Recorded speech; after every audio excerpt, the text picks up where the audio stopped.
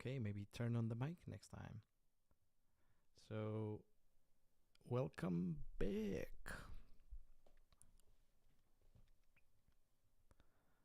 I'm just gonna start. So bridge, I'm opening the bridge and imported some assets that we're gonna use.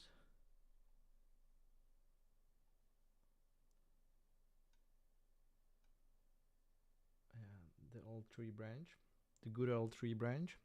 Yeah, that's for sure. And as you can see, it imported easily because I have shader graph activated.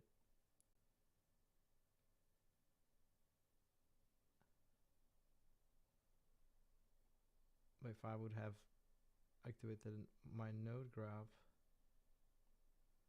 and if I export the same thing, it would give me that error, which is interesting. So I export it this way.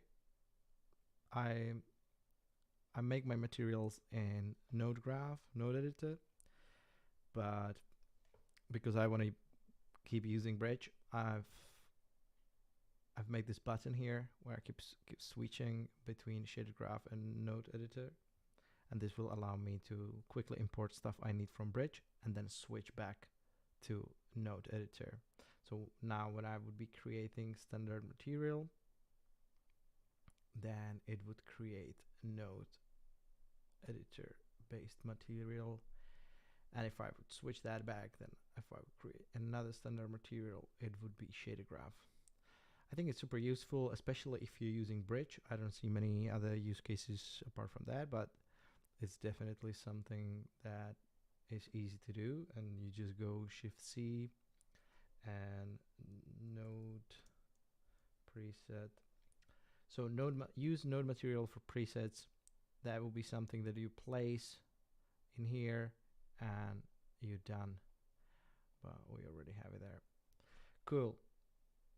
So I'm gonna move my camera closer and maybe rotate this. You can look at it in IPR, how it's looking. We can maybe focus on it. Yeah. So it's looking pretty basic, and I want to use this old tree branch to grow some plants on it. So I already have some in bridge, but first, before we do that, there's something I want to do to that model. So first thing is to convert this from shader graph to node editor. So you go to Redshift and you go to materials, tools, and you can convert our materials to nodes. Now you can look and you have a node old tree. So I'll just grab that one and replace it. I can even delete the old one. And obviously we don't need any of those.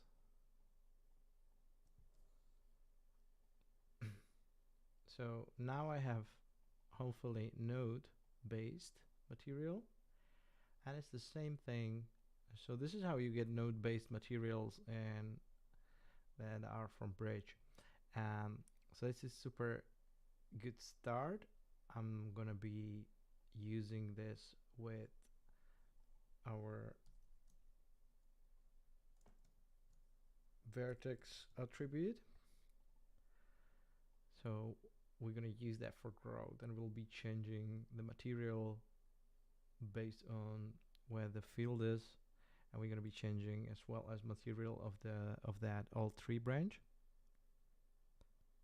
This stream will be updated later. Hey Rebo, it's awesome that anyone's actually watching. And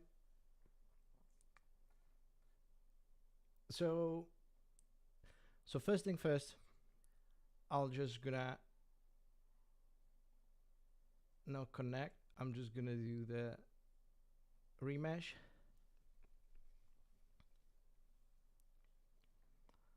And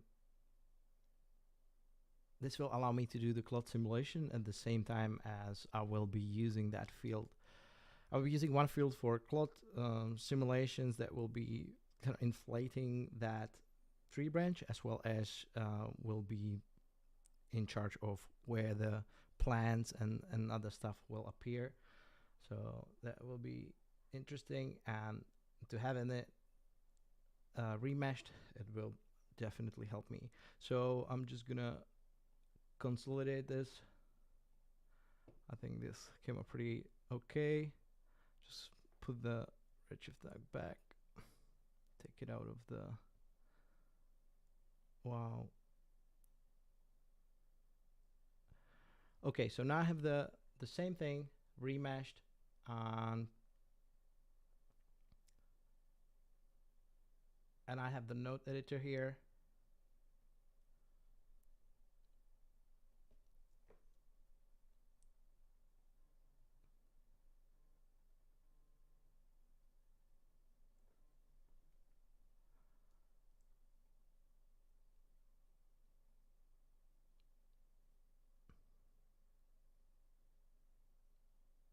Yeah, so I got those material errors actually, and that's why I was saying I've implemented the button where I can quickly change from node materials to shader graph. So whenever I need to import something from the bridge, I switch to shader graph by using this button, and then I quickly switch back to node materials for my material creation, and that will help me. So I do get those bridge errors if the node material is active, but otherwise everything works as usual. Okay, so now I need to bring metric scatter, and I'm gonna be scattering some grass, so I might as well import that grass. And I think what I found last time, I think this one was good, basket. These were great, so I'll do this one. And now I need to switch, so now I need to switch that material preset. Yeah, exactly. So switch to, and now I can import all of these, and they will import successfully because I'm using shader graph with them. And now I can switch, like whenever I work back to my creative material, I can switch back to node by just having that button, which is nice. Anyway, stop talking about that. So I have these, and I can move them on a side for now, and I can bring that metric scatter.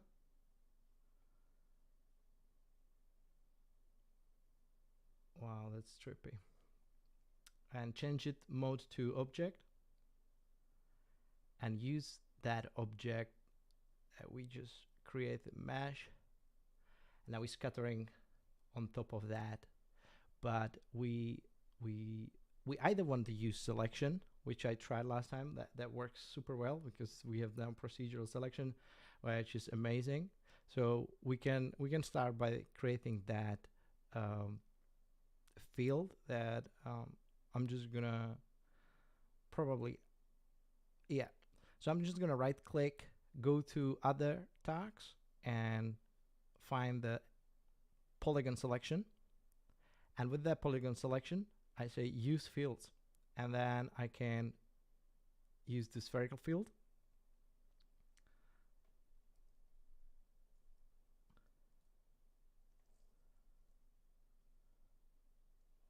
And then I can drag this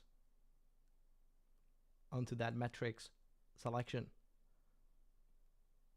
So now that field will be controlling, well, I might have, that field will be controlling my growth. So I can just go nicely, and I like to use that field for all the things I'm going to be creating here. So that's going to be nice because it works well.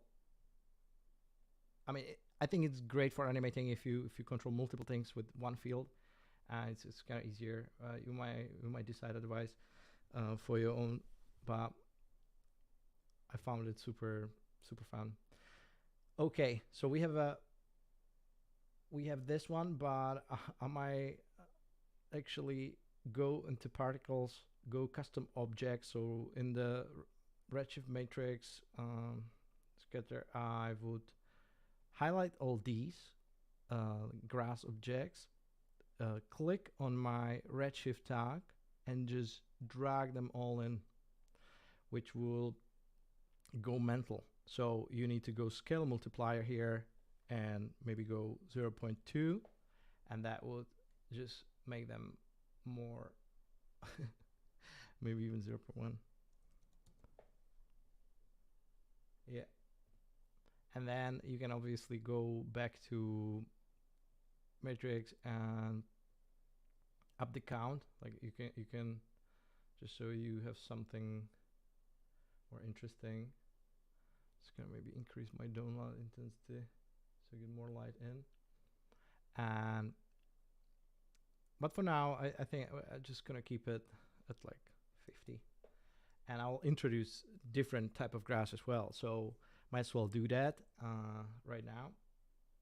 And again, I'm gonna switch to my shader graph just for the purpose of importing. Now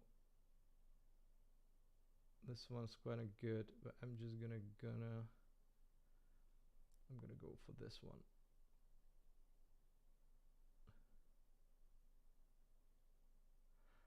So I have another grass, another bunch. I'll just drag it out of the way just in case. We can still okay, I'm gonna switch to the object mode. I'll drag it out of the way, and in Redshift metrics object, anyway, if we tick, I think it was source object visible, so even if they are there, they will disappear. So, but I'll drag them out of the way. I had some glitches in the past, so it just made me do it. But like, if I put them back and then click on that Redshift matrix and source objects visible, they will disappear once I, you know, implement them into. So Redshift matrix, click the Redshift tag and drag all them in. So they are there and they didn't disappear.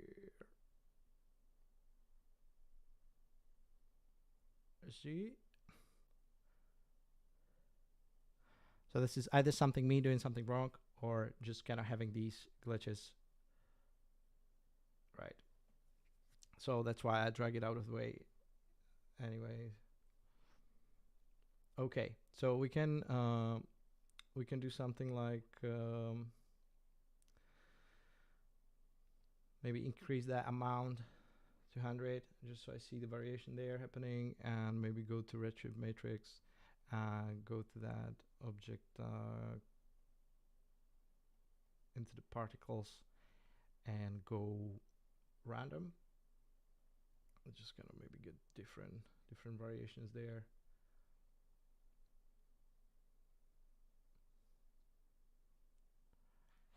I'm just gonna be moving that field and just see how it behaves. So yesterday, the other thing is like most of the tutorials I've seen, people go to transform, and they do on a pitch -90, where as you can see they on like kind of pointed upwards, so they seem to be correct. But yesterday again, I was trying this, and when I did -90, it was actually shifted incorrectly. So sometimes it might be worth maybe resetting the value of those imported models. So we go just kind of reset transform, right? But they will put them back in there. So I feel like they look correctly right now, as well as it depends on the normals of your model you're scattering on, because then this one is kind of complex, so it might produce some weird effect. But yeah,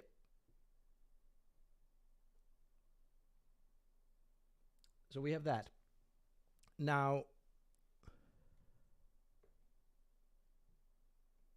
it might be worth just cleaning up a little. and putting this all in algae grass. So that happened to me before. As soon as I put all those into the null, and they get smaller. So then I can go into Redshift object and tag, in the matrix, and maybe change that multiplier to 0.2, and just bring a little bit of that scale back.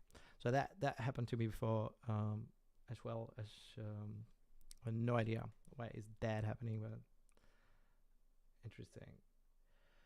So the next thing, we have the two types of grass in a matrix scatter, but I also want to change material at the same time, and that's why I've changed it to the node material, because I want to work with the node editor, and I have that material converted from bridge, and I've also recalled vertex attribute here. So we're going to be using that, and I'm going to bring in another standard material, and I'm going to also bring in material layer.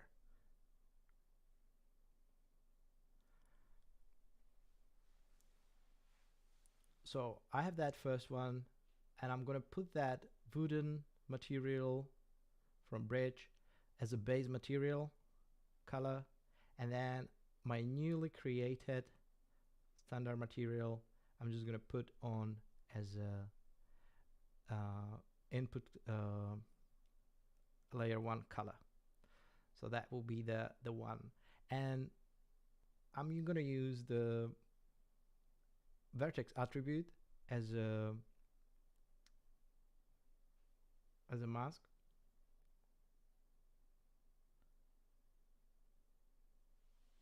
So I hope this makes sense. I'm such a messy.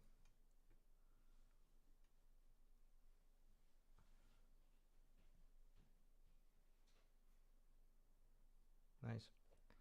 So the next thing to do is actually go into that model, and then again go to the other tags and bring in Vertex Map. So you've noticed maybe I have the menu, like some of the tags I use frequently, I don't want to go to that menu all the time, so I'm just gonna click on that model and then click the vertex tag here, and then that's me done. I don't have to right click it, and that's another thing I find super useful. And when we go to that vertex map, we can go use fields again, and just gonna remove the freeze and drag that spherical field in. And now using the same field for the vertex map, so controlling that materials and as well as the scattering.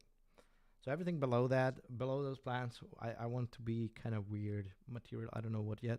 We're gonna figure that out as we go together.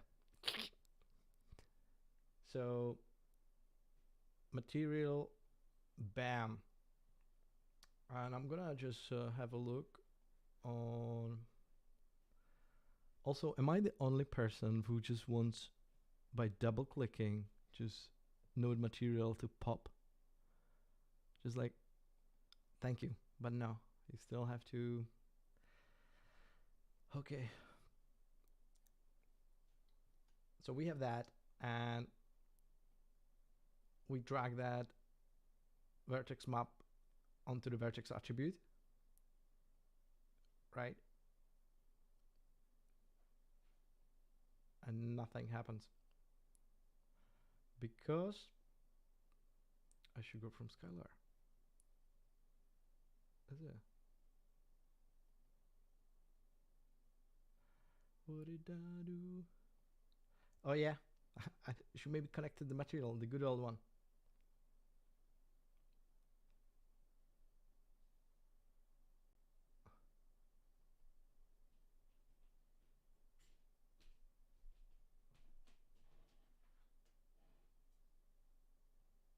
Seriously, I just couldn't make this more messy. Nice. So again, just for clarity, we have that material imported from the bridge for the for our old branch tree, and then we have another material that will be used with our field. So we'll be controlling that. It'll be some kind of a green mesh or something, and we're controlling that with the vertex attribute, so we use a mask it into material layer. For now, I'm going to use one displacement for the whole branch tree, and let's color this green just for now, just so we have some kind of reference on how the final material could behave.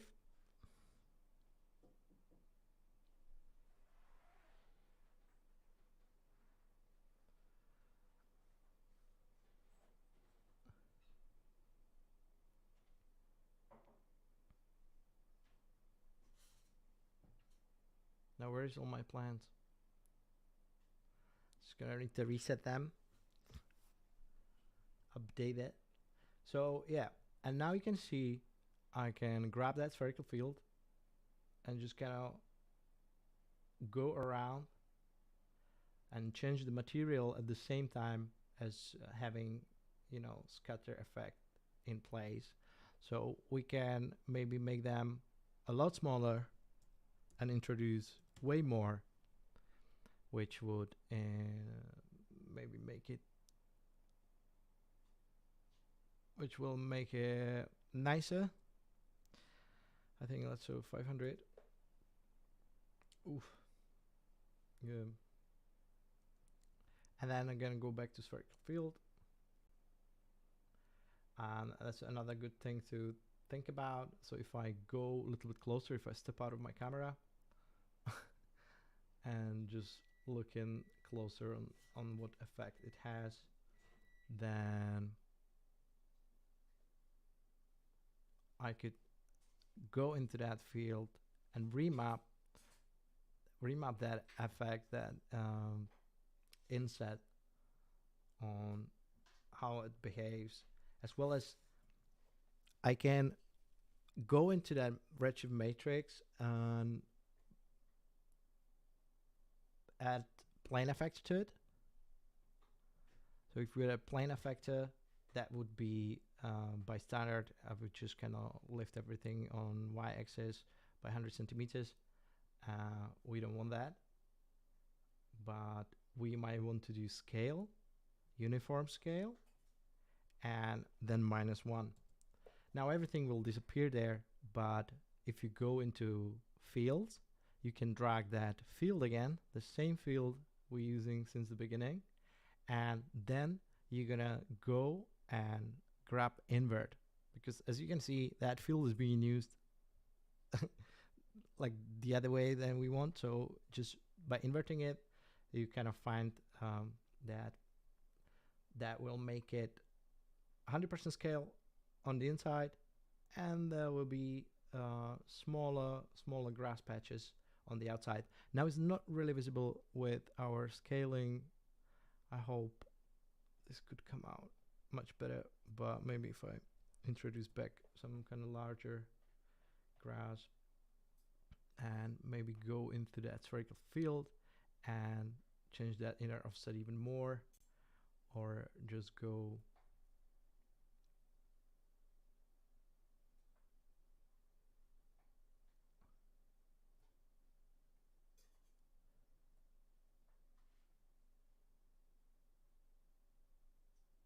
okay. So we have one field and controlling vertex map with it. What else are we doing? Then the plane effector, and then also I have really short memory. And also we have that polygon selection. So we kind of scattering only on polygons that are actually being affected by that spherical field, which is awesome, because then we can go really up. We can affect only the top, and we can just kind of slide only on top of that, which makes for interesting effects, and I'm sure you guys can come up with some awesome stuff. And then if you just put it all the way to the middle and you're affecting the whole branch, which is probably something we're going to go for. Am I going to open up these materials? And as you can see, these are still. So sometimes I like to just click off the base color just to get some variation and maybe put some different color for that. Oh yeah, that's another glitch I'm experiencing with the color chooser. It's just creating these weird mechanics of like I'm selecting one color and it clicks away. Okay, so one like that, and so just kind of bring more variety to it. If I turn off that scatter now, we can work on that material below, and I'm just gonna go in the node editor, and so this one is predetermined. We imported from a bridge. I like to keep it that way. I might also go into that Redshift tag, go into geometry, and activate that displacement, because that is not activated by default when you import stuff from bridge. So sometimes it's good to think about that.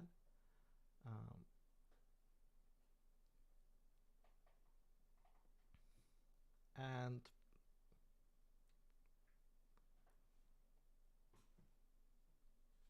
I'm going to be working on this material for now.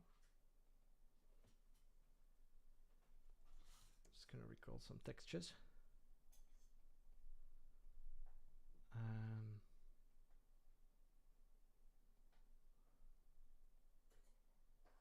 We like that. Texture one, holding control, just copy them over. So I have 4 at least. And maybe just bump map.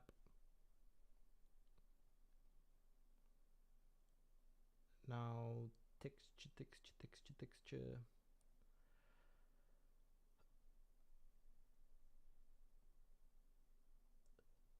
So we'll see what kind of bumps.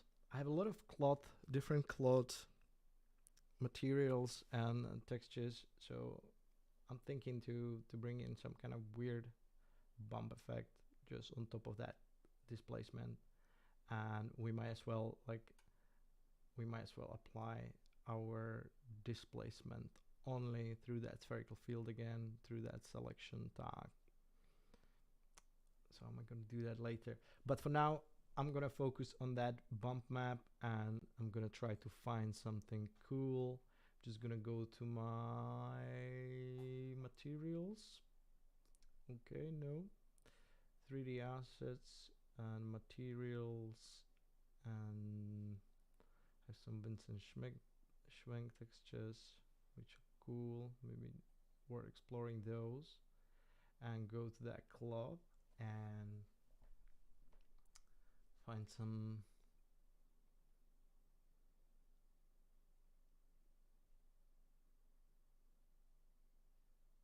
stain, rough some age.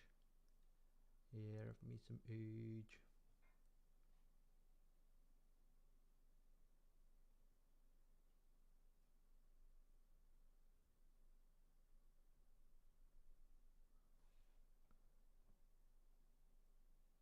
Okay, so now I'm getting a little bit just kind of scale effect, which I've achieved last time when I was trying this.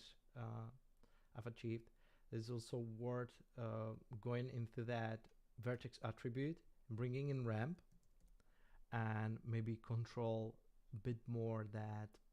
Oh no, I want to bring it the cool way. So you drag the ramp on that. That's why I like to use node editor, only for that feature. And of course I connect it to the displacement. Yeah, not that, Stepan, not that. So ramp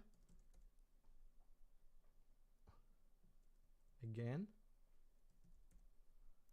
Seriously, yes. So this way, and this way you can control more of that fade effect created.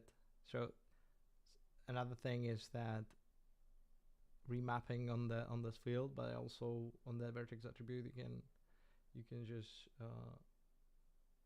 make it more sharp, and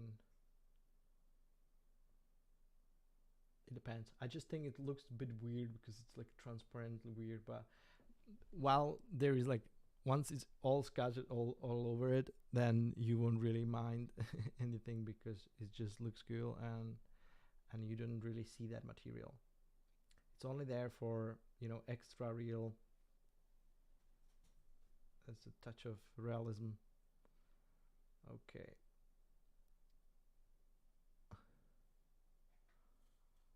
How many objects? This is 500.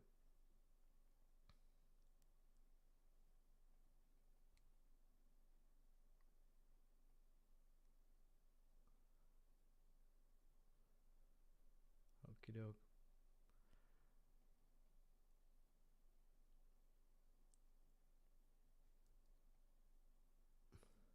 I'm just gonna make it a bit larger, and now this is gonna start look a bit more interesting, and it's all about the dancing between, you know, scaling this properly on Redshift object, and just maybe dial it down 0.15, because I want little bit of that material to pop out, just having little bit of those instances when you see that something's you know, something's affecting the surface of that tree branch. So I can go to that node material again and maybe look at that vertex attribute and push these a bit further.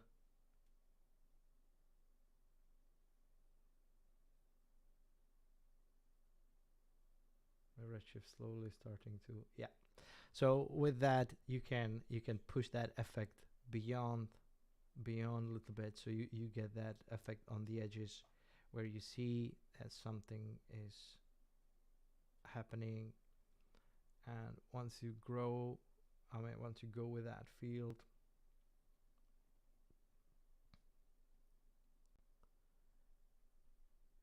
and you also grow that effect,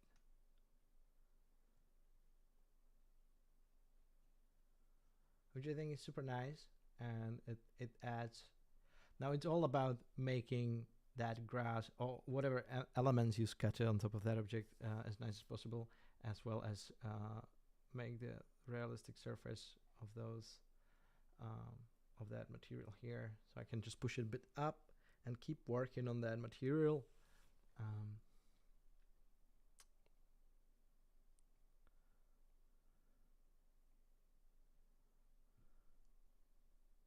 So I've got that material here, and I've got those textures here. So I'm going to bring another texture, and again go into that, maybe my exports, material 3D and cloth textures, go into that.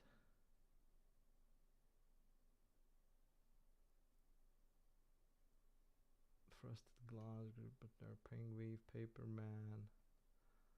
This is crazy. Okay, so I can use this one as it's a kind of polyester comb mesh, and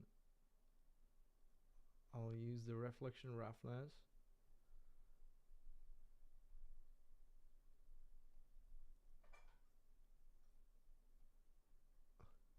Can't move this. Okay. Reflection roughness to drive metalness, which makes zero sense.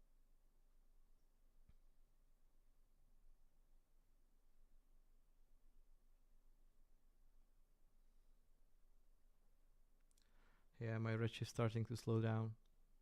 It's really unfortunate. Okay, I see some metallic effect.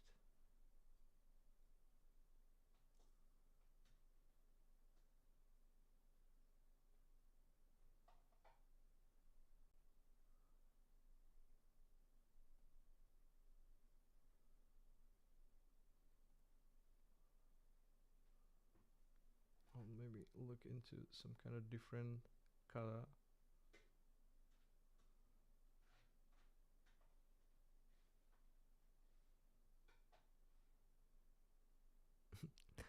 I might need to save that project though before we just gonna explode here, because I feel like my computer is starting to stutter a lot. So what am I gonna try to do? Get out of the broken color chooser.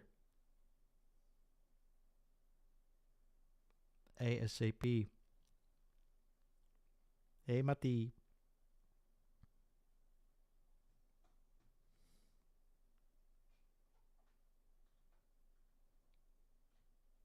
Wow, this color is terrible.